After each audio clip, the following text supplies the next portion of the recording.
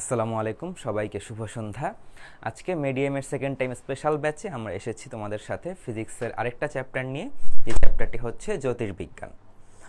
তো দেখো, জ্যোতির্বিজ্ঞান হইতেছে একটা এমন চ্যাপ্টার যেটা আমাদের হচ্ছে সবচাইতে একটা নিগৃহীত চ্যাপ্টার বলা যায়, বা সবচাইতে আমরা একটা যেটাকে যে চ্যাপ্টারটাকে খুব একটা পাত্তা দিই না, এরকম পাত্তা না পাওয়া একটা চ্যাপ্টার। কিন্তু এটা আমরা কেন পড়ব সেটা একটু আমরা এখন বলবো। প্রথমে তোমরা যারা যারা ক্লাসে জয়েন করবা সবাই জয়েন করে যাও, এবং তোমাদের যারা ক্লাস করবে তাদেরকে একটু মেনশন দিয়ে নিয়ে আসো। এবং যারা ক্লাস করবা সবাই একটু তোমাদের নাম তো দেওয়াই আছে, তোমরা হচ্ছে কে কই থেকে ক্লাস করতেছো একটু বলবা, একটু তোমাদের সাথে চেনা পরিচয় হওয়ার জন্য। তো আজকে আমাদের টপিক হচ্ছে কি,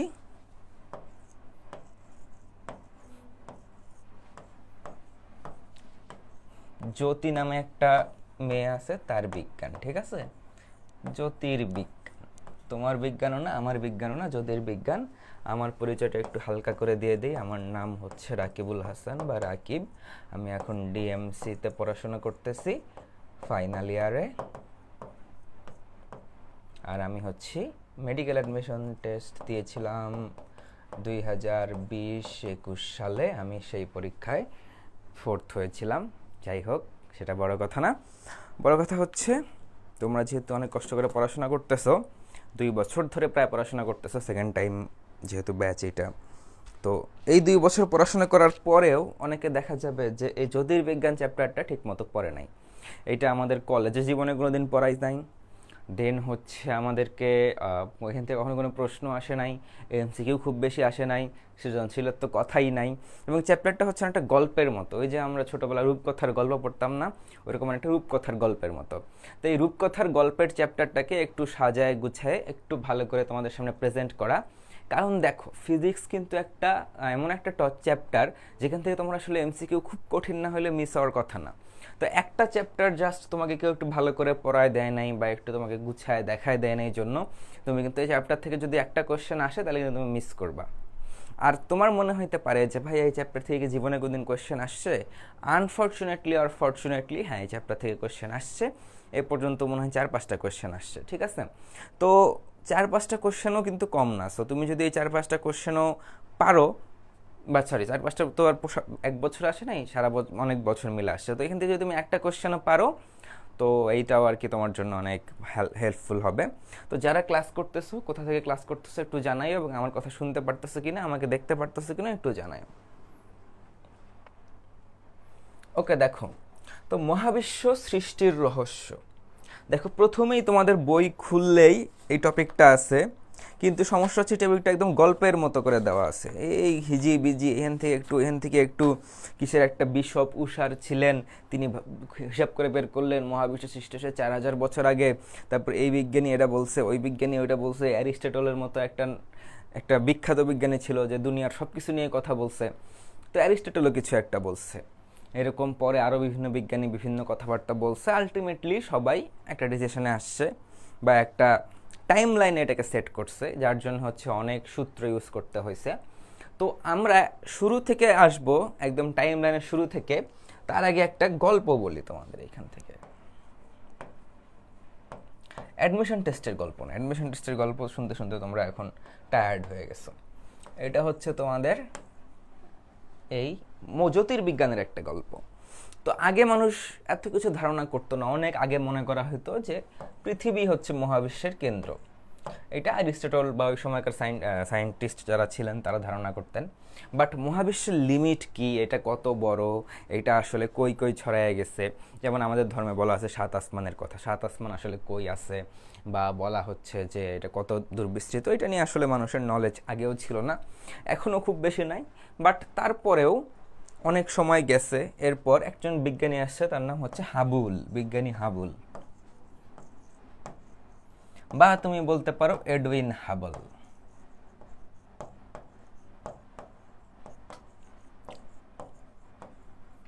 এই হাবুল ভাই একটা মজার জিনিস দেখছে। হাবুল ভাই কি দেখলো, যে ধরো এটা পৃথিবী, তো ও দেখলো যে এখানে পৃথিবীর উপরে ও দাঁড়ায় আছে, ও দেখলো যে ওর একটা, সরি প্রথমে একটা কথা বলে নেই, ওর এই হাবুল ভাইয়ের একটা টেলিস্কোপ ছিল, তার নাম হচ্ছে হাবল টেলিস্কোপ। তো এটা হাবুল ভাই টেলিস্কোপ কিনা সেটা বড় কথা না, আমরা জাস্ট মজার জন্য বললাম। তো ওই সময় যে টেলিস্কোপগুলো ছিল সেই টেলিস্কোপ দিয়ে আমাদের এই হাবুল ভাই দেখলো যে অনেক দূর থেকে, অনেক নক্ষত্র থেকে যেই আলোগুলো আসতেছে, টেলিস্কোপে তো আলো আসে তাই না, তো এই আলোগুলার লাল অপসারণ হচ্ছে। কি হচ্ছে? লাল অপসারণ, বা সহজ কথায় বা ইংলিশে বলে রেড শিফট। এখন কি এই লাল অপসারণ জিনিসটা কি? তো এই জিনিসটা আসলে কি, যে ধরো আমি এইখানে যখন দিনের বেলা সূর্য দেখি সকালবেলা, তখন সূর্যটা কেমন থাকে? লাল থাকে তাই না? কখনো খেয়াল করছো সকালে ঘুম থেকে ওঠো না, সারা রাত পরে সারাদিন ঘুমাও, জীবনে একদিন না একদিন তো সকালে উঠছো, সকালে না উঠলেও সন্ধ্যাবেলা তো দেখছো যে সূর্যটা কেমন থাকে? লাল থাকে। কিন্তু যখন তুমি দুপুরের আকাশে সূর্য দেখো তখন সূর্যটা কেমন থাকে? তখন সূর্যটা থাকে হচ্ছে হলুদ, বা তাকানোই যায় না, সাদাটে বা হলুদ থাকে। তো আসলে কি হলো দেখো, যখন সূর্য, পৃথিবীটা ধরো এইটা, সাপোজ পৃথিবীটাই বড়, সূর্যই ছোট, এটা ধর পূর্ব দিকে সূর্য উঠতেছে। তো দেখো আমি যদি এখানে থাকি, আমাকে বেশি দূর রাস্তা ক্রস করে সূর্যের আলোটা আসতে হইতেছে। কিন্তু যখন সূর্যটা মাথার উপরে আসতেছে তখন কি কম রাস্তা ক্রস করে, মাথার উপর তো সূর্য আসতেছে না, পৃথিবীটাই ঘুরতেছে আর কি। পৃথিবীটা যখন এদিক থেকে ঘুরে এদিক আসতেছে তখন কি হইতেছে, সূর্যটা ডিরেক্ট আলোটা দিচ্ছে। তো যখন বেশি দূর থেকে বেশি রাস্তা ক্রস করে আলো দেয়, তখন আলোর যে ছোট কম্পাঙ্কওয়ালা, যে ছোট কম্পাঙ্ক এবং বড় তরঙ্গ দৈর্ঘ্যওয়ালা যে আলোর ইয়াগুলো আছে, ওইগুলা হচ্ছে বেশি দেখা যায়। কিন্তু যখন একদম মাথার উপর থাকে তখন মোটামুটি সব দেখা যায়। কিন্তু যখন দুই সাইডে চলে যায় তখন যে বড় তরঙ্গ দৈর্ঘ্যগুলো আছে, মানুষ তো দেখতেই পারে শুধু বেগুনি থেকে শুরু করে লাল পর্যন্ত, এর মধ্যে যে বড় তরঙ্গ দৈর্ঘ্যওয়ালা রশ্মিগুলো আছে, কালারটা আছে, এটা হচ্ছে বেশি রাস্তা আসতে পারে, এটা হচ্ছে বেশি বাধা বিপত্তি ক্রস করতে পারে। এই জন্য হচ্ছে কি দেখবে বড় মানুষ অনেক বিপদ আপদ ভালো ট্যাকেল দিতে পারে, ছোট মানুষ পারে না। তো যাদের ছোট তরঙ্গ দৈর্ঘ্য যেমন বেগুনি বা নীল আলো, এইগুলো তখন আর থাকে না। তো ওই হাবুল ভাই, আমরা যেখানে ছিলাম, আমাদের হাবুল ভাই দেখলো যে দূরের নক্ষত্রগুলা ধীরে ধীরে লাল হয়ে যাইতেছে। কেন লাল হইতেছে? কারণ লাল কখন হয়, লাল আলোটা শুধু আসতেছে কখন? যখন ওই নক্ষত্রটা দূরে চলে যাইতেছে। তো নক্ষত্রটা যেহেতু ধীরে ধীরে দূরে চলে যাইতেছে, শুধুমাত্র লাল আলোটা ওর চোখে এসে পড়তেছে, অন্য আলোগুলা রাস্তায় নষ্ট হয়ে যাচ্ছে বা অন্যগুলো বিক্ষেপিত বিচ্ছুরিত এইসব হয়ে যাচ্ছে। তো হাবুল ভাই এটার নাম দিলেন লাল অপসারণ। এটা দিয়ে তিনি কি বুঝলেন, যে সবগুলা নক্ষত্র হচ্ছে আমাদের থেকে দূরে দূরে চলে যাইতেছে। অর্থাৎ আজকে যদি একটা নক্ষত্র এখানে থাকে, কালকে যদি এখানে থাকে, তারপরের দিন এরকম হয়ে যাচ্ছে, তারপরের দিন এরকম হয়ে যাচ্ছে। কোনো নক্ষত্রই কোনো নক্ষত্রের কাছে আসতেছে না, সবাই সবার থেকে দূরে যাচ্ছে। সবাই সবার থেকে দূরে যাওয়া কখন সম্ভব? যদি কোনো একটা জিনিস অ্যাকচুয়ালি বড় হয়। একটা বেলুনের গায়ে তুমি যদি দুইটা ফোঁটা দাও, তখন যদি তুমি বেলুনটা ফু দিয়ে বড় করো, তখন দূরে যাওয়া সম্ভব। নাহলে একটা বদ্ধ জায়গায় কী হবে, একজনের থেকে দূরে গেলে আরেকজনের কাছে যাবে। কিন্তু হাবুল ভাই খেয়াল করলেন সবাই সবার থেকে দূরে যাইতেছে। সো হাবুল ভাই তখন বুঝলেন যে আমাদের মহাবিশ্ব কি সম্প্রসারণশীল।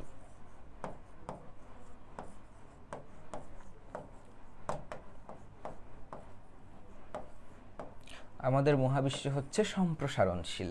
তো একটা জিনিস যদি বড় হইতেছে, যেমন আমি ধীরে ধীরে বুড়া হইতেছি, তো একটা নর্মাল মানুষ যদি, একটা এলিয়েন যদি এসে আমাকে দেখে, সে নর্মালি কি ভাববে, যে এই আসলে দিন দিন বড় হইতেছে, বুড়া হইতেছে, এই একটা বয়সে নিশ্চয়ই ইয়াং ছিল, কারণ একটা মানুষ ধীরে ধীরে ধীরে কেন বুড়া হবে? ধরো আমি আস্তে আস্তে এমবিবিএস পাশ করতেছি বা আমি ডাক্তার হইছি, একটা নর্মাল মানুষ তুমি কি চিন্তা করবো, যে আমি অবশ্যই ফার্স্ট ইয়ারে পড়ছি, আমি অবশ্যই ইন্টার পড়ছি, এসএসসি পড়ছি। তো এইরকম হাবুল ভাই তখন দেখলো যেহেতু সব নক্ষত্রগুলো একজন আরেকজনের থেকে দূরে চলে যাচ্ছে, তাহলে তারা নিশ্চয়ই একটা সময় একটা পয়েন্টে ছিল। তো এইখান থেকে আসলে মেইনলি এইখানে হাবুল ভাই বা এডউইন হাবল, তাছাড়া আরও কিছু সায়েন্টিস্টের এইসব থিওরি থেকেই আসলে এই বিগ ব্যাং তো আর ফিরে যেয়ে দেখা সম্ভব না। সো এইসব থিওরি থেকেই তারা আসলে বুঝতে পারলো যে একটা সময় পুরো পৃথিবী মানে পুরো মহাবিশ্বটা একটা বিন্দুতে ছিল, পরে যেটা আস্তে আস্তে আস্তে আস্তে একটা থেকে একটা বড় বিস্ফোরণের পর দূরে চলে যাচ্ছে। এই যে একটা বড় বিস্ফোরণ হয়েছে, এটাকে বলা হয় হচ্ছে বিগ ব্যাং। তো বিগ ব্যাং থেকে আমাদের চ্যাপ্টার শুরু, এবং এখনকার যে পরিস্থিতি তার পর্যন্ত, আর তারপর আমাদের মহাবিশ্বের কি হইতে পারে সেটা নিয়ে হচ্ছে আমাদের আজকের চ্যাপ্টারটা। ঠিক আছে? আশা করি তোমরা বুঝতে পারছো। তো দেখো মহাবিশ্ব সৃষ্টির রহস্য। মহাবিশ্ব কতদিন আগে সৃষ্টি হয়েছে? সায়েন্টিস্টরা গবেষণা করে বের করছেন যে প্রায় 17 বিলিয়ন বছর আগে। 17 বিলিয়ন মানে কি? মানে কি 1 বিলিয়নে কত? 100 কোটি। তাহলে 1700 কোটি বছর আগে হচ্ছে আমাদের মহাবিশ্ব সৃষ্টি হয়েছে। এটা হচ্ছে সায়েন্টিস্টরা গবেষণা করে বের করছেন। তো মহাবিশ্ব যখন সৃষ্টি হয়েছে, কিভাবে সৃষ্টি হয়েছে? প্রথমে একটা বিগ ব্যাং হয়েছে, এরকম একটা ফোটার মতো ছিল। আমাদের ধর্মে কি বলা হয়? যে আল্লাহ বললেন কুন, হও, আর সব কিছু একটা বিশাল বিস্ফোরণ দিয়ে হচ্ছে মহাবিশ্বটা তৈরি হয়ে গেল এবং সব কিছু প্রসারিত হওয়া শুরু হলো। তো এরকম একটা বিন্দু ছিল, সেই বিন্দুটা কোনো একটা কারণে ফেটে গেল। ফেটে যাওয়ার ফলে কি হলো? অনেক বেশি এনার্জি উন্মুক্ত হইল। তো এই যে মহাবিস্ফোরণ হইল, এই বিগ ব্যাং হইল, এই টাইমটাকে আমরা হচ্ছে 0 সেকেন্ড ধরবো। তাহলে মহাবিস্ফোরণ হইল হচ্ছে 0 সেকেন্ড টাইমে, কারণ এই সময় থেকে হচ্ছে সময়ের শুরু। তার আগে সময় বলতে কিছু ছিল না। এখন 0 সেকেন্ডের পর কোন সেকেন্ডে কি কি হইলো সেটা হচ্ছে তোমাদের বইয়ে দেওয়া আছে। অনেক হিজিবিজি করে দেওয়া আছে, আমি চেষ্টা করছি একটু কাইন্ড অফ গুছায় আনতে। তো দেখো মহাবিস্ফোরণের পর থেকে 10⁻⁻43 সেকেন্ড, মানে অনেক কম সময়, মানে হালকা একটু সময়। 10⁻⁻43 মানে উপরে 1, নিচে হচ্ছে 1-এর পরে 43টা শূন্য, এত সেকেন্ড। মানে খুবই কম সময়ের ব্যবধানে এই কিছু ঘটনা ঘটে, যাদেরকে বলা হয় হচ্ছে প্ল্যাঙ্ক প্রপার্টিস। বা এই যে মহাবিস্ফোরণ হলো 0 সেকেন্ড, তারপরে এই যে 10⁻⁻43 সেকেন্ড, এর মাঝে কি হয়েছিল সেটা আমরা কখনোই জানতে পারবো না। এটা হচ্ছে একটা রহস্যময় চাদরে আবৃত। এটা আল্লাহ বা তোমরা যে যে ধর্ম বিশ্বাস করো ঈশ্বর তিনি হচ্ছে এটা আমাদেরকে জানাইতে দিতে চান না, বা তিনি আমাদেরকে এটা জানাবেন না, বা এখনো জানান নাই। সো এইটা এখনো আমরা এই সময়টা সম্পর্কে আননোন। তো আমরা প্রথম যে সময়টা সম্পর্কে নলেজ গেইন করতে পারছি সেটা হচ্ছে 10⁻⁻43 সেকেন্ড। তো এই সময়ে মহাবিশ্বে কি হয়েছে? মহাবিশ্বে কেবল একটা বিস্ফোরণ হয়েছে। তো মহাবিশ্বে কি ছিল? একটা ছোট বিন্দু ছিল যার অসীম পরিমাণ ভর ছিল এবং সবচেয়ে ক্ষুদ্রতম একটা আয়তন ছিল। তো ভর তো আছেই, ভর তো আর গায়েব হইতে পারে না বা সৃষ্টি হইতে পারে না। আমরা জানি কি যে ভর হচ্ছে, এটা হচ্ছে অমর, এটা কখনো সৃষ্টি হয় না, গায়েব হয় না। তো দেখো টাইমটা কি, 10⁻⁻43। ওই সময় মহাবিশ্বের ভর কত ছিল? এটা আমরা একটা পেজ বের করি।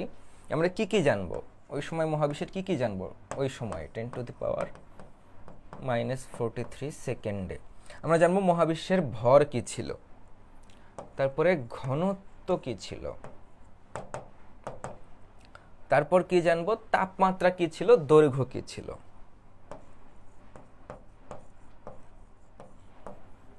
তাপমাত্রা কত ছিল বা দৈর্ঘ্য মানে কতদূর পর্যন্ত বিস্তৃত ছিল, এই কয়েকটা জিনিস আমরা ওই টাইমে জানার চেষ্টা করব। তোমরা যদি বইয়ে এইগুলো খুঁজতে চাও, বলবা যে ভাই এলে কই থেকে বলতেছেন, এগুলো হয়তো বইয়ে নাই।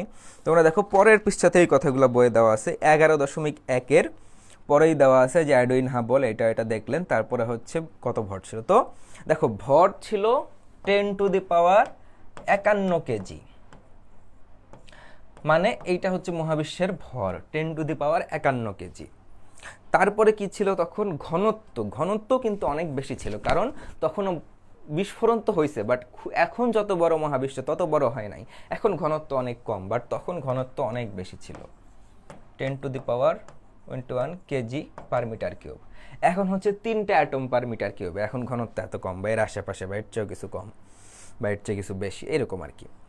তো এরপর কি ছিল? এরপর আমাদের আর কি জানতে হবে, ওই সময় তাপমাত্রা কত ছিল? ওই সময় তাপমাত্রা ছিল হচ্ছে 10⁻32 ডিগ্রি সেলসিয়াস।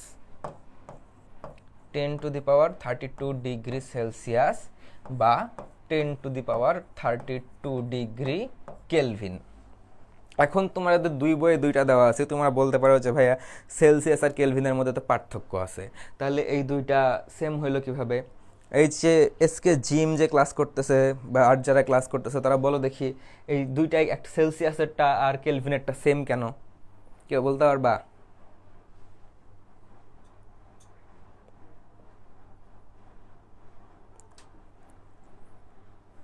আচ্ছা আমি বলে দিতেছি। এই দুটো সেম কেন দেখো, 10^32, মানে এটা আসলে অনেক বড় একটা সংখ্যা, একের পরে 32টা শূন্য। তো এর সাথে 273 যোগ হইলেও কি না হইলেও কি, এক সমুদ্র পানির মধ্যে তুমি এক বালতি পানি দিলেও যে না দিলেও তো ওটা কাউন্টেবল না। সো ওই 10^32 সাথে যদি তুমি 273 যোগ করেও লেখো, এটা আসলে কোনো ম্যাটার করে না। হ্যাঁ, এসকেজিম বলছে অনেক বড় মান এই জন্য সেম। হ্যাঁ, অনেক বড় মান, এই ছোটোখাটো জিনিস পার্থক্য, এটা হচ্ছে এখানে ম্যাটার করতেছে না।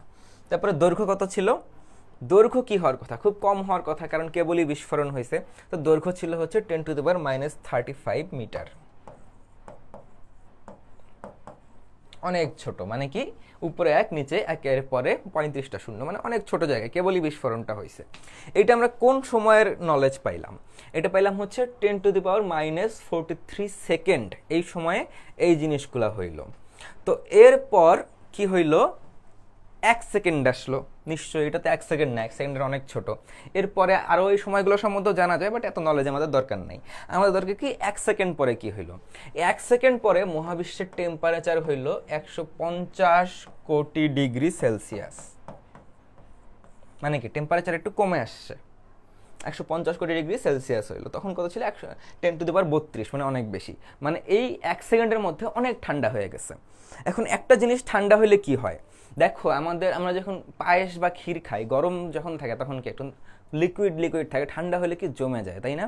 যে কোনো জিনিস ফ্রিজে রেখে ঠান্ডা করলে কি জমে যায়, কণাগুলার কম্পন কমে যায়, একটা একটার কাছে আসা শুরু করে।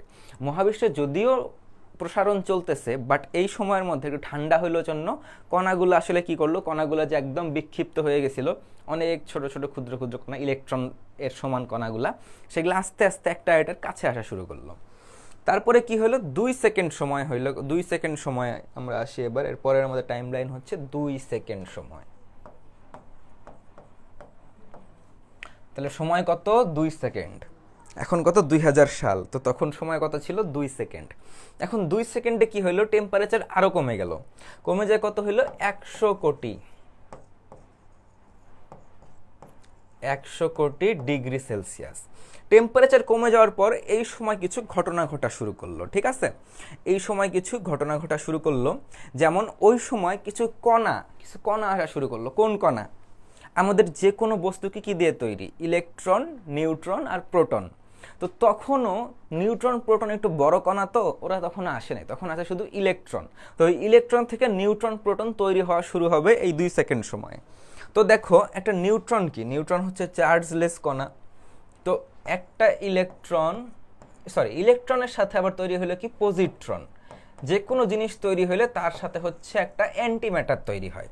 তো এখন আমাদের যে বর্তমান যে পরিস্থিতি আছে, এখন কিন্তু একটা ম্যাটার অ্যান্টিম্যাটার একসাথে করলে এটা হচ্ছে কি হবে, দুজনকে একদম নালিফাই করে দেবে, বিস্ফোরণ হয়ে যাবে। বাট ওইটা একটা স্পেশাল টাইম ছিল, স্পেশাল টেম্পারেচার ছিল, যখন ম্যাটার অ্যান্টিম্যাটার একজন আরেকজনকে নালিফাই করতো না। তো একটা ইলেকট্রন আর একটা হচ্ছে কি পজিট্রন, দুইটা মিলে তৈরি করলো কি একটা নিউট্রন। একটা ধনাত্মক ইলেকট্রন, একটা ঋণাত্মক ইলেকট্রন, এটা মনে রাখতে পারো, দুইটা মিলে তৈরি করলো কি একটা নিউট্রন। কিন্তু যদি তিনটা আসে, একটা ঋণাত্মক, আরেকটা আসলো ধনাত্মক, তখন কি হবে, তখন তৈরি হবে হচ্ছে প্রোটন, কারণ আমরা জানি প্রোটনের চার্জ হচ্ছে পজিটিভ। এখন তুমি বলবা যে তাহলে নিউট্রন বড়, প্রোটন বড়, নিউট্রন ছোট, এগুলো আসলে তুমি এভাবে মিলাইতে পারবে না, এখানে আরও বিভিন্ন কোয়ান্টাম তত্ত্ব আছে, এটা হচ্ছে তোমাকে সিম্পলিফাই করে বোঝানো। তাহলে 2 নম্বর সেকেন্ডে কি হলো, একটা ইলেকট্রন একটা প্রোটন মিলে তৈরি করলো নিউট্রন, আর এইদিকে দুইটা পজিট্রন, প্রোটন না, দুইটা পজিট্রন আর একটা ইলেকট্রন মিলে তৈরি করলো হচ্ছে প্রোটন। তো দেখো এই হারে সব ইলেকট্রন পজিট্রনগুলো ইউজ হওয়া শুরু করলো। তো পৃথিবীতে নিউট্রন আর প্রোটনের সংখ্যা কিন্তু প্রায় সমান। খেয়াল করছো, যেই সব বস্তুর মধ্যে হচ্ছে নিউট্রন থাকে আর প্রোটন থাকে, দেখবে কাছাকাছি পরিমাণে থাকে, নিউট্রন হয়তো কিছু বেশি থাকে। তো এই যে প্রোটন অনেক তৈরি হওয়া শুরু করলো, দেখো পজিট্রনগুলো ইউজড হয়ে যাচ্ছিল, পজিট্রনগুলো ইউজ আপ হয়ে যাচ্ছিল, কনজিউমড হয়ে যাচ্ছিল। এর ফলে কি হলো, মহাবিশ্বে পজিট্রন দ্রুতই শেষ হয়ে গেল। বুঝতে পারছো? তাহলে এই সময় পরে, একটা সময় পরে কি হইলো, শুধুমাত্র 3টা মৌলিক কণা থাকলো, ইলেকট্রন, প্রোটন, নিউট্রন, যাদের মধ্যে এদের মধ্যে হচ্ছে কোয়ার্ক বা কোয়ার্ক দিয়ে তৈরি হওয়ার জন্য এদের একটা ভর থাকলো, এটার ভরটা অনেক নেগলিজেবল হয়ে গেল। তো এটা কতক্ষণ পরে, 2 সেকেন্ড পরে, ঠিক আছে? তারপরে আমাদের স্লাইড কই, আর এরপর আসলো কি 3 মিনিট, 2 সেকেন্ড থেকে 3 মিনিট, ওই সময়ের মানে তুলনায় এটা কিন্তু অনেক বড় সময় পার্থক্য। কই 1 সেকেন্ড 2 সেকেন্ড আর কই 3 মিনিট, 180 শেষ। তো 3 মিনিট পর মহাবিশ্ব যথেষ্ট ঠান্ডা হয়ে গেল। ঠান্ডা হয়ে কতটুকু হয়ে গেল? ওই সময় কত ছিল দেখো, টেম্পারেচার 100-200 কোটি ডিগ্রি সেলসিয়াস। এই সময় এসে ঠান্ডা হয়ে কি হইলো? ঠান্ডা হয়ে অলমোস্ট আরও অনেক কমে আসছে, ধরো 50 কোটি বা এরকম টেম্পারেচারে চলে আসছে। তখন কি হইলো? নিউক্লিয়াস তৈরি হওয়া শুরু হইলো। আচ্ছা, এখানে একটা বলগুলার কথা বলি, বলগুলার কথা বলা হয় নাই। ধরো যখন প্রথম মহাবিশ্বের মহাবিস্ফোরণ ঘটলো, তখন শুধুমাত্র একটা বল ছিল, সেটা হচ্ছে মহাকর্ষ বল। কি বল ছিল? মহাকর্ষ বল। তারপরে যখন ইলেকট্রন আর পজিট্রন মিলে মিলে নিউট্রন প্রোটন তৈরি করা শুরু করলো, তখন আসলো দুর্বল নিউক্লিয় বল। যেহেতু নিউক্লিয়াস তৈরি হচ্ছে, তখন আসলো দুর্বল নিউক্লিয় বল। এরপর কি আসলো? এই সময় আরেকটা বল আসলো, যেহেতু ইলেকট্রন প্রোটন একসাথে হচ্ছিল। ইলেকট্রন প্রোটনের বল কি? তড়িৎ চুম্বকীয় বল। তড়িৎ চৌম্বকীয় বল। এরপর 3 মিনিট সময়ে নিউক্লিয়াস গঠন হওয়ার সময় আসলো সবল নিউক্লিয় বল। আমাদের 4টা মৌলিক বল চলে আসলো। তাহলে আমাদের 4টা মৌলিক বল আসলো হচ্ছে 3 মিনিট সময়ে, ঠিক আছে? তো এই যে নিউক্লিয়াস তৈরি হইলো, নিউক্লিয়াসটা আসলে কিভাবে তৈরি হইলো এটা আমরা সবাই জানি। এই যে আমাদের কিছু নিউট্রন তৈরি হয়েছিল আর কিছু প্রোটন তৈরি হয়েছিল, এদের মধ্যে একটা বল মেসন কণার মাধ্যমে এদের মধ্যে হচ্ছে বল আদান প্রদান হচ্ছিল, এবং এরা একটা আরেকটার কাছাকাছি চলে আসতে শুরু করলো। প্রোটন প্রোটনের কাছাকাছি চলে আসা শুরু করলো, প্রোটন আর নিউট্রন কাছাকাছি চলে আসা শুরু করলো সবল নিউক্লিয় বলের প্রভাবে। তো এই মেসন কণার আদান প্রদানের মাধ্যমে, তো এই যে এগুলো একটা একটার কাছাকাছি আসা শুরু করলো, এইটাই হলো কি আমাদের নিউক্লিয়াস গঠন। তাহলে কতক্ষণে নিউক্লিয়াস গঠন করলো? 3 মিনিট সময়ের মধ্যে। তাহলে সময়টা ধরতে পারতেছো? প্রথম হচ্ছে 0 সেকেন্ড, তারপর 10⁻⁻43 সেকেন্ড, তারপরে 1 সেকেন্ড, তারপর 2 সেকেন্ড, তারপরে কি 3 মিনিট। এই 3 মিনিট আসার পরে কি হইলো? তারপর অনেক দিন আর কিছু হইলো না, এমনিই থাকলো। ইলেকট্রনগুলো ঘোরাঘুরি করতেছিল, নিউক্লিয়াসগুলো ঘোরাঘুরি করতেছিল। তো ওই সময় মহাবিশ্বের টেম্পারেচার এত বেশি ছিল যে ইলেকট্রন, যে একটা ধরো এটা নিউক্লিয়াস, এর চারপাশে যে ইলেকট্রন ঘুরবে, ইলেকট্রনকে একটু ঠান্ডা হইতে হবে। ধরো একটা খুব বখাটা ছেলে বাড়ির বাইরে বাইরে ঘোরাঘুরি করে, এই মারামারি করে, পিটাপিটি করে, তো ওর একটা বয়সে আসতে হবে, ওর একটু ঠান্ডা হইতে হবে, তাহলে না সে বাড়িতে থাকবে। তো এই ইলেকট্রন তখনও এতটাও ঠান্ডা হয়নি, এতটা কম টেম্পারেচার পায়নি যে এর চারপাশে ঘোরা শুরু করবে। এর চারপাশে ঘোরার জন্য একটা নির্দিষ্ট টেম্পারেচারে আসা প্রয়োজন ছিল। আমরা যেহেতু থার্মোডাইনামিক্সের ল অনুযায়ী জানি মহাবিশ্বে সবসময় টেম্পারেচার আসলে একটা ব্যালেন্সে আসতেছে, এন্ট্রপি বাড়তেছে। তো আস্তে আস্তে কি হবে এখানে? এটা হচ্ছে ব্যালেন্স এটা শুরু করলো 7 লাখ বছর পর। চিন্তা করছো? কই ছিল 1 সেকেন্ড, 2 সেকেন্ড, 3 সেকেন্ড, 3 মিনিট, তারপর 7 লাখ বছর। এর মধ্যে অনেক কিছু ঘটছে, সেগুলো তো ইম্পর্টেন্ট না। আমাদের ইম্পর্টেন্ট কি 7 লাখ বছর পর হচ্ছে পরমাণু হওয়া শুরু হইলো। কি জন্যে? এই যে ইলেকট্রনগুলো ফাঁকাফাঁকি ঘুরতেছিল, দূরে দূরে দূরে দূরে ঘুরতেছিল, তখন এরা হচ্ছে এই নিউক্লিয়াসের চারপাশে এসে ঘোরা শুরু করলো। যে নিউক্লিয়াসের চারপাশে ঘোরা শুরু করলো, আস্তে আস্তে পরমাণু তৈরি হওয়া শুরু করলো। তো কোন পরমাণু তৈরি হইলো? প্রথম তৈরি হইলো হাইড্রোজেন আর হিলিয়াম। আমাদের সূর্যের যে গাঠনিক বস্তু হাইড্রোজেন আর হিলিয়াম, এই হাইড্রোজেন আর হিলিয়াম তৈরি হইলো। হাইড্রোজেন কত হইলো? 3%, হিলিয়াম হইলো 4/3 হিলিয়াম হইলো 4/1, মানে 75% আর 25%। আস্তে আস্তে নক্ষত্র তৈরি হওয়া শুরু হইলো, তারপরে হচ্ছে ঘন মেঘগুলা ঘন হওয়া শুরু করলো, তারপরে যে আমাদের যে নেবুলা টেবুলা এগুলো তৈরি হওয়া শুরু হইলো। আস্তে আস্তে এখন থেকে মহাবিশ্ব তৈরি হওয়া শুরু হইলো। তো আমরা হচ্ছে এইটা একটু মনে রাখবো, ঠিক আছে? এই টাইম লাইনটা কি? 10⁻⁻43, 1 সেকেন্ড, 2 সেকেন্ড, 3 মিনিট, এগুলো হচ্ছে সব সেকেন্ড, 3 মিনিট, তারপর হচ্ছে 7 লাখ বছর। ওকে, তো যে এডুইন হাবলের কথা বললাম, রেড শিফটিং এর কথা বলছি, ও একটা সূত্রও দিছে যে হারে হচ্ছে আমাদের মহাবিশ্বের নক্ষত্রগুলো একটা একটার থেকে দূরে সরে যাচ্ছে, সেই হারটা কীরকম? সেই হারটা কার সমানুপাতিক? সেই হারটা কার সমানুপাতিক? এদের দূরত্বের সমানুপাতিক। অর্থাৎ যে যত দূরে সে তত বেশি দূরে সরে যাচ্ছে। এটা আসলে বোঝা একটু কঠিন, এটা বুঝতে গেলে তোমাকে বেলুন ফুলায় ফুলায় দেখতে হবে। যে যত দূরে সে তত বেশি জোরে দূরে সরে যাচ্ছে। এইটাকে আমরা ইকুয়ালাইজ করলাম কি দিয়ে? যে হাবল কনস্ট্যান্ট দিয়ে V equal to HD. Hubble কনস্ট্যান্টের একক কত? 72 kilometre per second per MPC. ঠিক আছে, এটাকে আবার ভাঙলে এটা পাওয়া যায় কত কিলোমিটার।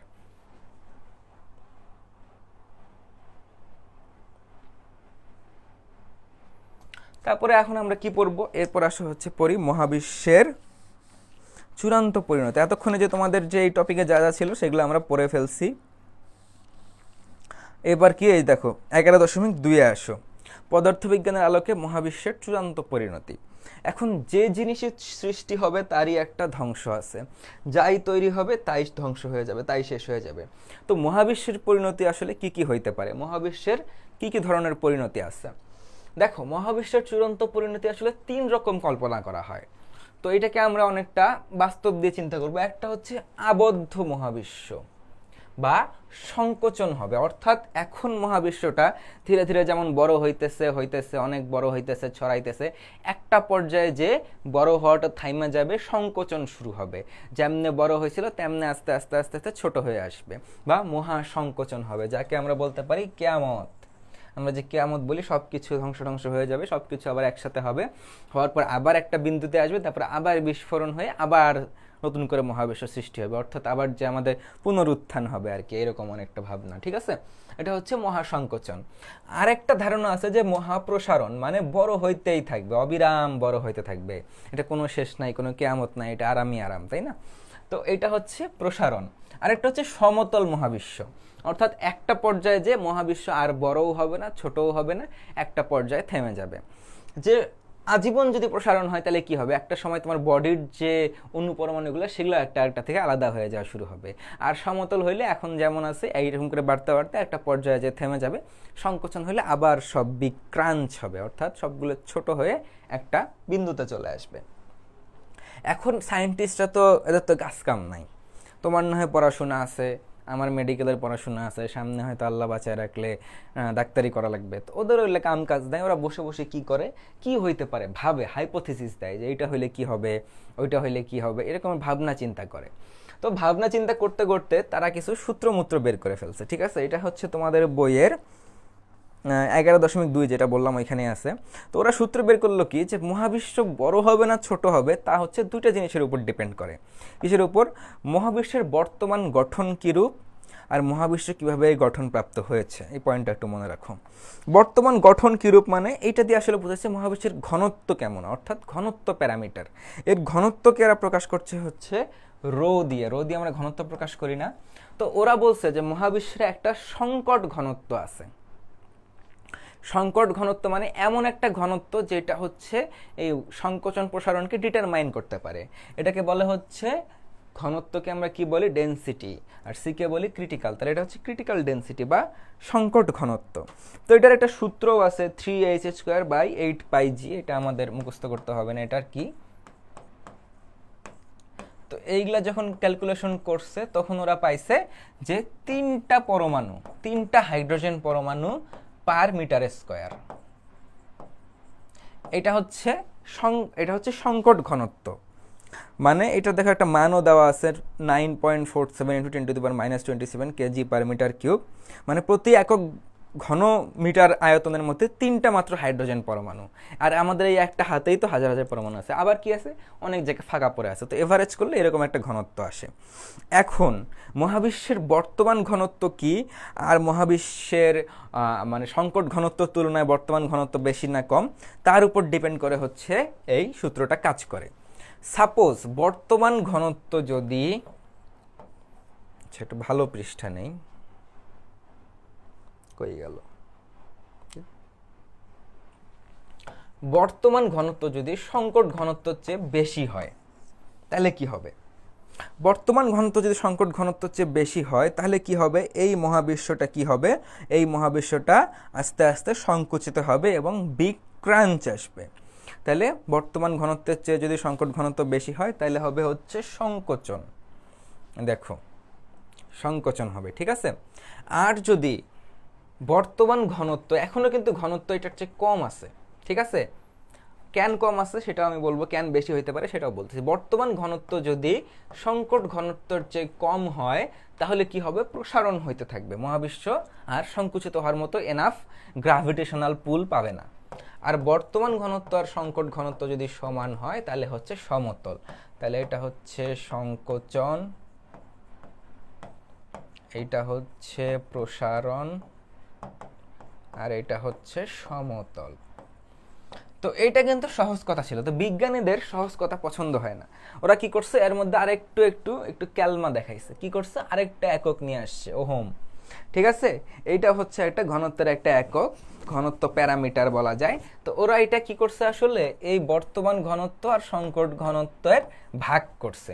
এখন যখন এই যে বর্তমান ঘনত্ব বড় বেশি, সংকট ঘনত্ব কম, তাহলে এই ভাগফলটা অবশ্যই একের চেয়ে বেশি হবে, কারণ এটা বড় এটা ছোট। তখন কি হবে, এটা যদি একের চেয়ে বেশি হয় সংকোচন হবে। এই ক্ষেত্রে কি হবে, এটা ইকুয়াল টু 1 হবে, কারণ এটা সমান। এই ক্ষেত্রে কি হবে, এইটা একের চেয়ে কম হবে। তো এটাও একটু মনে রাখবা, যদি একের চেয়ে বেশি হয় তাহলে সংকোচন, যদি এইটা একের চেয়ে কম হয় তাহলে প্রসারণ, যদি একের সমান হয় তাহলে হচ্ছে সমতল। সবাই বুঝতে পারতেছো? জিম বুঝতে পারতেছো হিসাবটা? আশা করি খুব সিম্পল বুঝতে পারবা। তো মহাবিশ্বের এই তিনটা ঘটনা ঘটতে পারে, হয় মহাবিশ্ব একসময় প্রসারিত হইতে হইতে হইতে হইতে একদম নাই হয়ে যাবে, কণা কণা আলাদা হয়ে যাবে, অথবা সংকুচিত হয়ে আবার হচ্ছে ক্রাঞ্চ হবে, একটা পয়েন্টে চলে আসবে, অথবা যেমন আছে অমন রয়ে যাবে। ঠিক আছে, ওকে। তারপরে দেখো মহাবিশ্বের মূল ঘটনা বস্তু। মহাবিশ্বে কি কি বস্তু আছে, কি কি ঘটনা আছে আমরা তা একটু জানবো। প্রথমেই মনে রাখতে হবে যে মহাবিশ্বের বেশিরভাগ অংশই হচ্ছে ডার্ক ম্যাটার, যা আমরা দেখতে পারি না। অলমোস্ট 65 to 70% হচ্ছে কি ডার্ক ম্যাটার, যেগুলো এখনো আমাদের ফিজিক্সের লর আন্ডারে ধরতে পারি না। তো এই যে ডার্ক ম্যাটারগুলো যে ধরতে পারি না, এই জন্যই আসলে মহাবিশ্বের ঘনত্বটা এখনকারটা বোঝা যাচ্ছে না। বর্তমানে যে ঘনত্ব আছে সেটা আসলে সংকোচন হওয়ার চেয়ে কম আছে, বা ডার্ক ম্যাটারও আস্তে আস্তে কনভার্ট হয়ে হয়ে হচ্ছে নর্মাল যে আমাদের হচ্ছে ফিজিক্যাল যে আমাদের ম্যাটারগুলো আছে এগুলায় কনভার্ট হওয়া শুরু করে। বা ডার্ক ম্যাটারের এনার্জি যদি তুমি একসময় কাউন্ট করা শুরু করো, তখন এর ঘনত্বটা কিন্তু আবার এই আমাদের সংকট ঘনত্ব চেয়ে বেশি হইতে পারে। সো এটা যেহেতু আমাদের ক্লিয়ার না, সো আমরা এখনও প্রসারণ হচ্ছে, পরে ডার্ক ম্যাটার যদি আমরা ইনক্লুড করি বা সেগুলো যদি কনভার্ট হয় তখন কি হবে আমরা জানি না। তো এই জন্য হচ্ছে বাকি দুইটা লও আছে। ওকে, তো দেখো এটা হচ্ছে ডার্ক ম্যাটার, আর বাকি হচ্ছে কি, বাকিটা হচ্ছে আমাদের হোয়াইট ম্যাটার। তো বলেন বলে হচ্ছে কি নর্মাল ম্যাটার বা নর্মাল এনার্জি, এইটা এরকম কথা। ঠিক আছে, তো এই ডার্ক ম্যাটার যদি তুমি বাদ দিয়ে দাও, বাকিটা নিয়ে হচ্ছে আমরা যেহেতু মোটামুটি জানি, বাকিটা নিয়ে আমরা পড়তে পারি। বাকির মধ্যে কি আছে দেখো, সৌরজগৎ আছে, ধূমকেতু আছে, উল্কা আছে, নক্ষত্র আছে, তোমাদের 13.3 দেখো। তারপরে কি আছে, নেবুলা বা নিহারিকা আছে, গ্যালাক্সি আছে। তো প্রথম যদি আমরা পড়তে যাই, আমাদের পড়া উচিত সৌরজগৎ নিয়ে। সৌরজগতে কি আছে দেখো, 8টা গ্রহ আছে আর কতগুলো উপগ্রহ আছে। তো এইখানে আমরা একটা মজার জিনিস পড়ব যে উপগ্রহ কয়টা আছে। এখন আমাদের যে ইসহাক স্যারের বই, সেইখানে কোনো উপগ্রহের সংখ্যা টংখ্যা দেয়া নাই, অর্থাৎ ইসহাক স্যারের মাথা ব্যথা নাই উপগ্রহ কার কয়টা আছে। কিন্তু আমাদের যে আরেকটা যে লেখক আছেন তপন স্যার, বা আরও অনেক লেখক আছেন, তার মধ্যে তপন স্যার যে একটা লেখক আছেন, উনার বইয়ে হচ্ছে উপগ্রহ নিয়ে কথাবার্তা বলা আছে। তো উনি হচ্ছে উপগ্রহের সংখ্যা যেটা দেখেছেন ওটা মনে রাখার জন্য আমরা একটা ছন্দ পড়ব। বুধে বস, তারপরে কি শনিতে 10, বড়তে 12, মনেতে 2, পাঁচেতে 2, দুনিয়া ছাড়ো। তো এটা হচ্ছে আমাদের ছন্দ। কি ছন্দ? বুধে বস, শনিতে 10, বড়তে 12, মনেতে 2, পাঁচেতে 2, দুনিয়া ছাড়ো। সুন্দর একটা কবিতা হয়ে গেছে, তাই না? কবি রাকিব ভাই। তো বুধে বস মানে বুধ আর শুক্র, এই দুটাতে হচ্ছে নাই, 0। বুধে বস, বুধে কোনো কিছু নাই। ঠিক আছে, তারপরে কি আছে, তারপরে আছে হচ্ছে আমাদের, সরি বসটা হচ্ছে তালবস্য হবে। তারপরে কি আছে, বুধ আর শুক্রতে হচ্ছে কি 0, শনিতে হচ্ছে 10টা,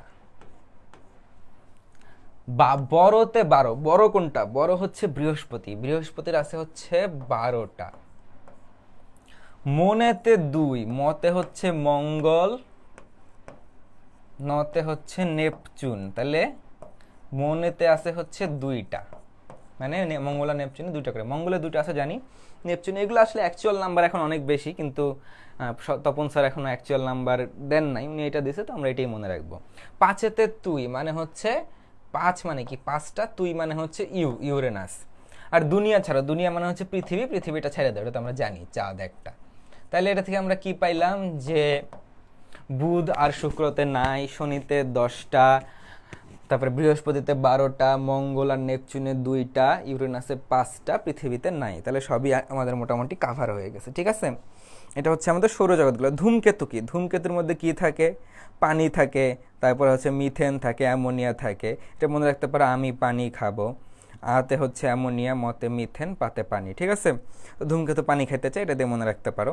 আর কি থাকে, উল্কা হচ্ছে ছোটো ছোটো আগুনের গোলার মতো দেখা যায়, যেটা হচ্ছে ছোটো ছোটো নক্ষত্রের টুকরা, বা এটা হচ্ছে নক্ষত্র না, তো এটা হচ্ছে গ্রহাণুপুঞ্জ বলে। তো এটা হচ্ছে কই থাকে, মঙ্গল গ্রহ আর বৃহস্পতি গ্রহের মাঝখান দিয়ে এগুলো থাকে। এগুলো মাঝে মাঝে দু একটা ছুটে পৃথিবীর দিকে চলে আসে, যখন এগুলোকে হচ্ছে উল্কার মতো দেখা যায়। এরকম একটা পরে ডাইনোসরের একদম কামদামাম হয়ে গেছিল, আমাদের ওই রকম হবে কিনা আল্লাহই ভালো জানেন। তো দেখো, বৃহস্পতি কিন্তু এত বড় একটা গ্রহ, কোনো কাজে লাগে না, বাট বৃহস্পতি কিন্তু আমাদের সেভিয়ার, জানো। এই বৃহস্পতি কিন্তু এই গ্রহগুলোকে এখানে ধরে রাখতে সাহায্য করে। যদি বৃহস্পতি না থাকলে এগুলো এখান থেকে সব ছুটে ছুটে সূর্যের দিকে চলে আসতো, কতগুলো হচ্ছে এখানে পৃথিবীর সাথে বাড়ি খায়, পৃথিবী শেষ হয়ে যেত। সো তুমি যদি হুট করে একদিন সকালে বৃহস্পতি গ্রহকে সৌরজগৎ থেকে দেখো যে বৃহস্পতি গ্রহ সৌরজগৎ থেকে চলে গেছে, তাহলে কিন্তু পৃথিবীর পক্ষে বেঁচে থাকা অনেক কঠিন, সব গ্রহাণুপুঞ্জ ছিঁড়ে ছিটে আসবে পৃথিবীর দিকে, ঠিক আছে। সো অলওয়েজ রেসপেক্ট বৃহস্পতি। তারপরে কি আছে, উল্কা তো বললাম, নক্ষত্র আছে অনেক, আমরা জানি পৃথিবীর আশেপাশে নক্ষত্র নিয়ে আমরা পরে আরও পড়াশোনা করব। তারপরে নেবুলা আছে, নেবুলা হচ্ছে গ্যাস পিণ্ড, যেখান থেকে নক্ষত্র গ্রহ এগুলো তৈরি হয়। তারপরে আছে গ্যালাক্সি। তো গ্যালাক্সি আছে মেনলি 2 ধরনের, একটা হচ্ছে স্বাভাবিক গ্যালাক্সি,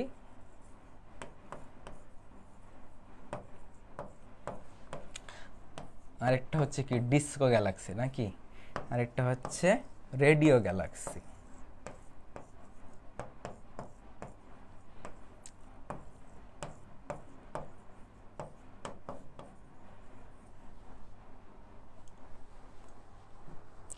তাহলে এই দুটো হচ্ছে আমাদের মেইন গ্যালাক্সি, ঠিক আছে। আবার রেডিও গ্যালাক্সির অনেক ভাগ আছে, বা সরি গ্যালাক্সিগুলোর আলাদা অনেক ভাগ আছে, উপবৃত্তাকার গ্যালাক্সি, সর্পির গ্যালাক্সি, বিষম গ্যালাক্সি, এগুলো একটু পড়ে নিও, ঠিক আছে।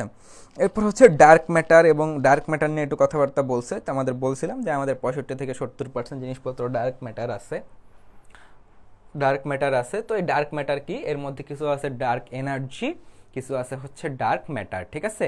ডার্ক যে বস্তুগুলো, তার মধ্যে কিছু ডার্ক এনার্জি আছে এবং ডার্ক কিছু সলিড ম্যাটার আছে। তো এইগুলো হচ্ছে আমাদের যে দৃশ্যমান ভর আছে তার প্রায় 10 গুণ, ঠিক আছে, অনেক বেশি পরিমাণে আছে। এরপর দেখো মৌলিক কণা, মৌলিক কণা নিয়ে আমাদের বইয়ে অনেক ক্যাচাল প্যাচাল করছে। তো এই ক্যাচাল ম্যাচাল আমরা হচ্ছে ওইভাবে যাব না, আমরা একটা সাজায় একটা ছকে নিয়ে আসছি, একটা ছক থেকে আমরা বোঝার চেষ্টা করব, ঠিক আছে। তো মৌলিক কণা হচ্ছে, মৌলিক কণা বা যে কোনো পদার্থ হচ্ছে মেনলি 2 প্রকার, একটা হচ্ছে কণা, একটা হচ্ছে প্রতিকণা। মানে সব কণার যে একটা করে প্রতিকণা থাকে না, ওই প্রতিকণা। কয়েকটা কণা আছে যাদের কোনো প্রতিকণা নাই, তাছাড়া মোটামুটি সব কণারই প্রতিকণা আছে। যেমন মেসন আর ফোটনের হচ্ছে কোনো প্রতিকণা নাই, মেসন এই দুটার হচ্ছে কোনো প্রতিকণা নাই, বাকি সবারই হচ্ছে কি প্রতিকণা আছে। এখন দেখো, এই যে মৌলিক কণা, এটাকে আমরা কিভাবে ভাগ করতে পারি, 2 ভাগে ভাগ করতে পারি। আমাদের ইসাক স্যারের বই একটু অন্যভাবে দেওয়া আছে, আমি একটু অন্যভাবে পড়াই, এটা একটু বুঝতে সুবিধা হবে, এই জন্য এটা আমরা এইভাবে একটু পড়ব। তো দেখো, কিছু আছে হচ্ছে আমাদের হচ্ছে ভরের কণা, আর কিছু আছে হচ্ছে শক্তি কণা, ঠিক আছে। আমাদের মহাবিশ্বের যে জিনিসপত্রগুলো আছে, এগুলো কিছু হচ্ছে শক্তিকে মুভ করায়, যে কোনো একটা বলকে মুভ করায়, আর কিছু আছে হচ্ছে ভরওয়ালা জিনিসপত্র, যে চেয়ার, টেবিল, কাঠ এগুলো তৈরি করে। মানে কিছু কণা হচ্ছে এই যে আলো তৈরি করছে, আলো বিদ্যুৎ চৌম্বকীয় শক্তি তৈরি করছে, কিছু কণা হচ্ছে বস্তু তৈরি করছে। তো যেই কণাগুলো বস্তু তৈরি করছে তাদেরকে বলা হয় হচ্ছে মেইনলি ফার্মিয়ন কণা, আর যেই কণাগুলো হচ্ছে ভর তৈরি করছে তাদেরকে বলা হয় হচ্ছে বোজন কণা। এটা একটু ভালো মতো মনে রাখো, ঠিক আছে? তাহলে কণা কি কি হলো? ফার্মিয়ন কণা আর বোজন কণা। এখন এই ফার্মিয়ন কণাকে আবার আমরা দুই ভাগে ভাগ করতে পারি, একটা হচ্ছে লেপটন, একটা হচ্ছে কোয়ার্ক। তো এই দুটাকে কি করতে পারি? একটা হচ্ছে লেপটন কণা, একটা হচ্ছে কোয়ার্ক কণা। লেপটন কণা আবার তিন ধরনের আছে, ইলেকট্রন, এটা হচ্ছে কি মিওন, আর একটা হচ্ছে টাউ। তাহলে কি ইলেকট্রন,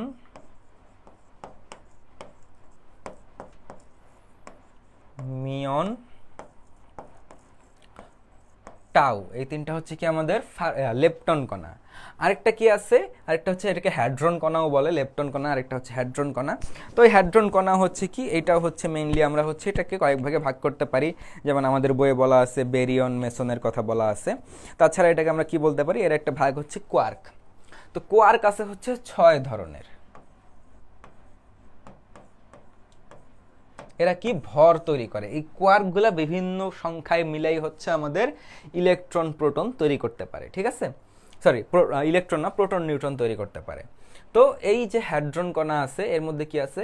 6 ধরনের কোয়ার্ক আছে। আপ কোয়ার্ক, ডাউন কোয়ার্ক, তারপরে কি আছে চার্ম কোয়ার্ক, বেস কোয়ার্ক, এইগুলা কিছু কোয়ার্ক আছে। আর এরকম 6 ধরনের কোয়ার্ক আছে, up, down, charm, strange, top, bottom. Sorry, charm, strange, top, bottom, এই 6 ধরনের কোয়ার্ক আছে। এই আপ আর ডাউন কোয়ার্ক মিলেই হচ্ছে মূলত আমাদের এই প্রোটন আর নিউট্রন তৈরি হয়। তো এই যে এই কণাগুলো সবগুলোকে বলা হচ্ছে হ্যাড্রন কণা। হ্যাড্রন কণাকে আবার দুই ভাগে ভাগ করা যায়, মেসন যার স্পিন 0, বেরিয়ন যার স্পিন 0 না, নট 0। এই 0 যেগুলোর স্পিন 0 না মানে কি, এগুলো ঘোরে। তো এই কণাগুলো হচ্ছে স্পিন আছে, ঘোরে, ইলেকট্রন ঘোরে, আমরা জানি। এইগুলো হচ্ছে নিজের অক্ষে ওই নিউক্লিয়াসের মধ্যে ঘোরে। মেসন কণা ঘুরতে পারে না, এই দুটো ঘোরে। এরা কারা? প্রোটন আর নিউট্রন হচ্ছে বেরিয়ন কণা, ঠিক আছে? দেখো তোমাদের বইয়ে দেওয়া আছে। তারপরে আবার কি আছে আমাদের? এটা গেল হচ্ছে কি ফার্মিয়ন। তারপরে বোজন আছে। বোজন আছে দুই প্রকার, গেজ বোজন, হিগস বোজন।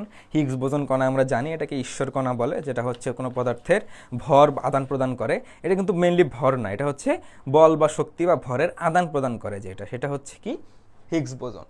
তারপরে গেজ বোজন কি? গেজ বোজন, ডাব্লিউ গেজ বোজন আছে, জেড গেজ বোজন আছে। এইগুলো বিভিন্নভাবে মিলে হচ্ছে সবল নিউক্লিয় বল আর দুর্বল নিউক্লিয় বলের হচ্ছে আনা নেওয়া করে। তাছাড়া এগুলো ছাড়াও দুই ধরনের কণা আছে, একটা হচ্ছে ফোটন কণা। এই ফোটন কণাটা কি? যেটা হচ্ছে তড়িৎচুম্বকীয় তরঙ্গকে আনা নেওয়া করে। তো এত সব কণার মধ্যেও তিনটা মূল কণা আছে, সেটা আমরা সবাই জানি, ইলেকট্রন, প্রোটন আর নিউট্রন, ঠিক আছে? এত সব কণার মধ্যে কি কি কণা আছে? ইলেকট্রন, প্রোটন, নিউট্রন রয়েছে। তো ইলেকট্রন, প্রোটন, নিউট্রন সম্বন্ধে আমরা কেমিস্ট্রিতে পড়াশোনা করছি, এখন আর আমরা অত পড়াশোনা করব না। এরপর আমাদের মোটামুটি শেষের দিকে চলে আসছি, আমাদের শেষ টপিক বলা যায় মোটামুটি। আরেকটা ছোটো টপিক আছে, সেটা বাদ দিলে হচ্ছে শেষ টপিক, সেটা হচ্ছে নক্ষত্রের মৃত্যু।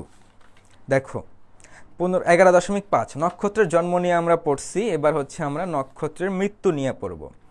নক্ষত্রের মৃত্যু কিভাবে কিভাবে হইতে পারে? দেখো এটাও আবার ডিপেন্ড করে নক্ষত্রটার সাইজের উপরে। তাইলে নক্ষত্রের সাইজের উপরে ডিপেন্ড করে, ঠিক আছে? তো দেখো এখানে কিছু কথা বলা আছে, এখানে একটা ছক আমি এখানে নিয়ে আসছি। দেখো তোমাদের বইয়ে একটা ছক আছে, এইটা হচ্ছে তোমার খ নাম্বার, এটা হচ্ছে তোমার 11.5 খ নাম্বারে। দেখো সবচেয়ে ছোট তারা সবচেয়ে বড় তারার মধ্যে যে সাইজের একটা ইয়া দিছে সেটা বলছে। দেখো লাল দানব হচ্ছে 14 কোটি কিলোমিটার, এটা হচ্ছে ব্যাস। সূর্যের ব্যাস হচ্ছে 14 লক্ষ কিলোমিটার। সাদা বামনের ব্যাস হচ্ছে 13,000 কিলোমিটার। নিউট্রনের ব্যাস হচ্ছে নিউট্রন তারার ব্যাস হচ্ছে 16 কিলোমিটার। ব্ল্যাক হোলের ব্যাস হচ্ছে 2.5 কিলোমিটার, ঠিক আছে? এটা এখন কীভাবে মনে রাখবা? দেখো এই দিকে হচ্ছে দুইটা 14, প্রথমে হচ্ছে কি লাল, লাল দানব, তাহলে মনে রাখবা এটা হচ্ছে প্রথমে থাকবে কোটি, তারপরে কোটির পরে কি 14টা হবে লক্ষ, তারপরেরটা কি হবে হাজার, লক্ষর পর কি হাজার, তারপরে কি শত আর নাই, তারপরে এই দুইটা হচ্ছে শুধু সংখ্যা। তাহলে 13, 13, তারপর হচ্ছে 14, 14, তারপর হচ্ছে 13। তারপরেরটা 16, তারপরেরটা এটা মনে রাখবা 3, তাহলে মনে রাখবা 14 14 13 16 3, এভাবে মুখস্থ করবা। 14 14 13 16 3, 14 14 13 16 3, মনে রাখবা প্রথমটা কোটি, তারপরেরটা লক্ষ, তারপরেরটা হাজার, তারপরেরটা শুধু সংখ্যা, তারপরের দুইটা।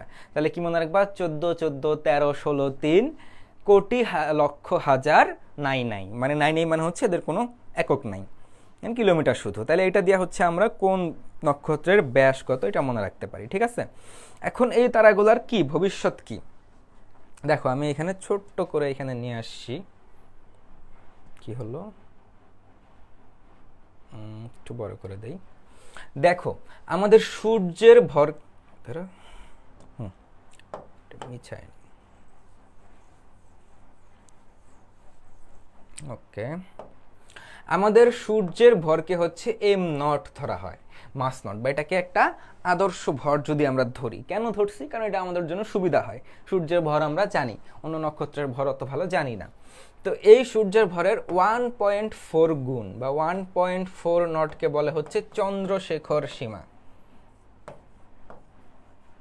একজন সায়েন্টিস্ট ছিলেন চন্দ্রশেখর আয়ার, তো উনি হচ্ছে এই সীমাটা দিচ্ছেন। উনি একজন নোবেল পাওয়া, ইন্ডিয়াতে যে দুইজন সায়েন্টিস্ট পদার্থবিজ্ঞানে নোবেল পাইছে পুরো ইন্ডিয়ান সাবকন্টিনেন্টের মধ্যে, পাকিস্তানে একজন পাইছেন, তো এই যে 2-3 জন পাইছেন তার মধ্যে হচ্ছে এটা একটা। এক মিনিট একটু দাঁড়াও, ক্লাস নিতেছি, পরে কল দিই।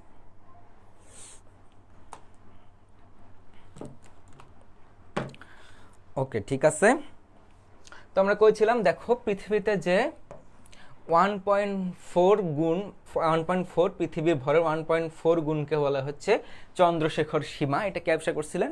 চন্দ্রশেখর আয়ার নামে একজন সায়েন্টিস্ট। তো ওনারা হচ্ছে উনি আর ওনার চাচা দুজনই কিন্তু নোবেল পুরস্কার পান। ওনার চাচার নাম হচ্ছে চন্দ্রশেখর ভেঙ্কট রমন, যিনি রমন প্রভাব বা রমন ইফেক্ট আবিষ্কার করছেন, যার জন্য উনি হচ্ছে নোবেল প্রাইজ পাইছেন। তো এই চন্দ্রশেখর আয়ার দেখলেন কি, যে সূর্যের ভরের 1.4 গুণের চেয়ে যদি কোনো কিছুর ভর কম হয় তাহলে সেটা নর্মালি মৃত্যুবরণ করে, বাট এর চেয়ে যদি বেশি হয় তাহলে সেটা হচ্ছে কি নর্মালি আর মৃত্যুবরণ করতে চায় না। সে একদম চুপে চাপে নিভৃতে মানুষের আড়ালে, লোকসম্মুখের আড়ালে একদম গোপনে মরে যাবে, তারা সেটা পছন্দ হয় না। তারা কি করে, মরার আগে একদম ধুমধারাক্কা করে। দেখো না যে বড় বড় গ্যাংস্টারগুলা, এরা কি মরার আগে একদম ধুমধারাক্কা, ফাটাফাটি, মৃত্যু চলে আসলে একদম গোলাগুলি, আগুন ধরাধরি, নানান কাহিনী করে। তো ওরা হচ্ছে ওই রকম করা শুরু করে। তো 1.4 সানের 1.4 মাস বাই m0, 1.4 m0 যখন কম হয় তখন তারা প্রথমে লাল দানব হয়, তারপরে সাদা বামন হয়, তারপরে কালো বামন হয়। তাহলে এই লাল দানব, সাদা বামন, কালো বামন হয়ে তারা নর্মাল হচ্ছে মারা যায়, চুপচাপে মারা যায়। আর যদি 1.4 m0 থেকে 3 m0 হয়, এর মাঝে যদি হয় তাহলে তারা কি হয়, নিউট্রন তারকা হয়। নিউট্রন তারকা এরা কি হয়, একটা বিস্ফোরণ করে, তাকে বলে সুপারনোভা বিস্ফোরণ। পৃথিবী থেকে একবারই শুধুমাত্র সুপারনোভা বিস্ফোরণ দেখা গেছিল অনেক আগে, 1600 সালের দিকে। এই সুপারনোভা বিস্ফোরণ হচ্ছে অনেক দূরে হয়, তারপর কিন্তু দেখা যায় এটা অনেক শক্তিশালী একটা বিস্ফোরণ। মহাবিশ্বের যে সবচেয়ে শক্তিশালী বিস্ফোরণ যেটা, সেটাই হচ্ছে এই বিগ ব্যাং এর পর সবচেয়ে শক্তিশালী বিস্ফোরণ হচ্ছে সুপারনোভা বিস্ফোরণ। এখান থেকে কি গামা শক্তি নিঃসরণ হয়, কিন্তু সুপারনোভা বিস্ফোরণ হয়ে সে বাকি যে অংশটা থাকে সেটা হচ্ছে নর্মালি আস্তে আস্তে ডাই আউট করে বা নিউট্রন তারা হয়ে থেকে যায়।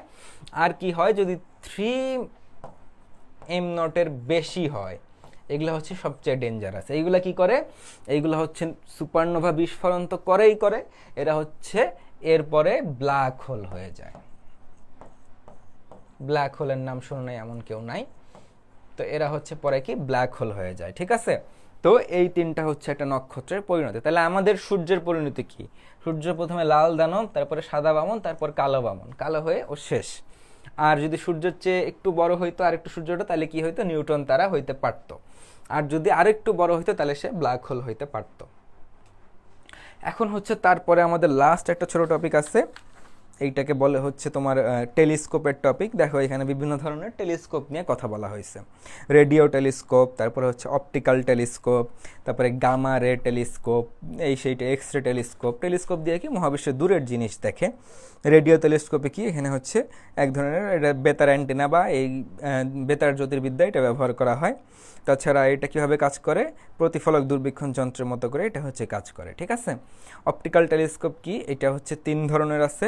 প্রতিসারক টেলিস্কোপ যেটা হচ্ছে লেন্স ব্যবহার করে, প্রতিফলক টেলিস্কোপ যেটা হচ্ছে লেন্স ব্যবহার করে না বাট এটা হচ্ছে তোমার দর্পণ ব্যবহার করে, আর ক্যাডায়োট্রপিক মানে লেন্স আর দর্পণ বা আয়না দুইটাই ইউজ করে।